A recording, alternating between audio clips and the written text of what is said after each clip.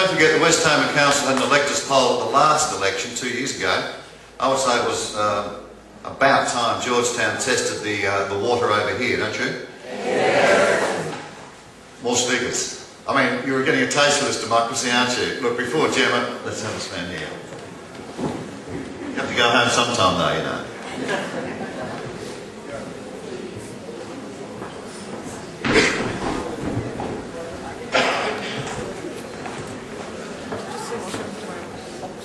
Hello, I'm Longdon from Hillwood.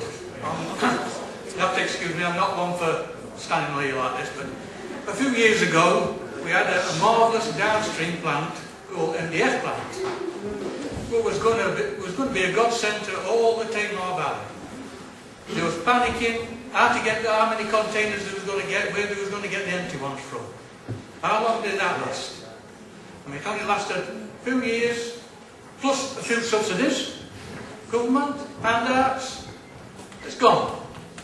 So this new plant, what they're going to build, or so-called try, starts off at $1.3 billion. It's 1.7 now. It's going to be over 2 billion. And I've spent a lot of time in the building trade.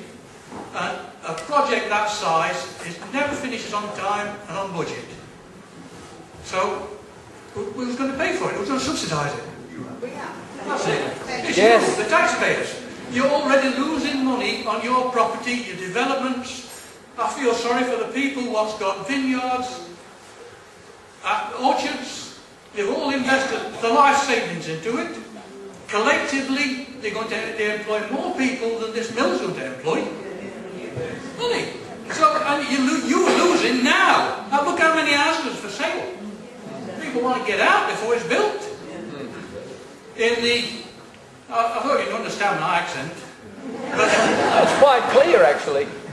But in the late 50s and 60s, I was in England. I was working on a gang what was dismantling industrial chimneys, the brick-built ones. The old ones, what they was trying to save, we was putting steel background to try and save them, give them a few more years. And then, when we was working on the tops of them, we'd be approached by architects and scientists with buckets of aluminium foil particles to drop in the chimneys to find out how far the particles would go. And then they pick them up on radar, and you're talking about from 5, depending on wind conditions, from 5 to 40 miles these particles was going. We don't know, in a high wind we wasn't allowed to go up and do this experiment, but they estimate that it was over 70 miles. So, I mean, it's people in Launceston and Riverside and places like that, Prospect, we should be getting worried as well.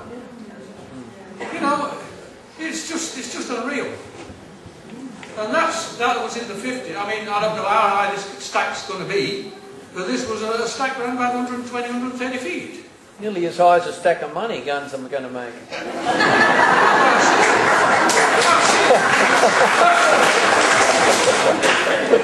I mean, if this mill gets built for $2 billion plus, they aren't going to close it if it doesn't come up to expectations. They are not.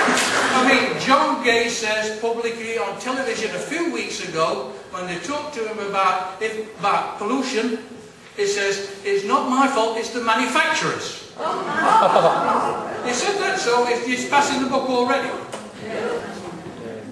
Right, thank you.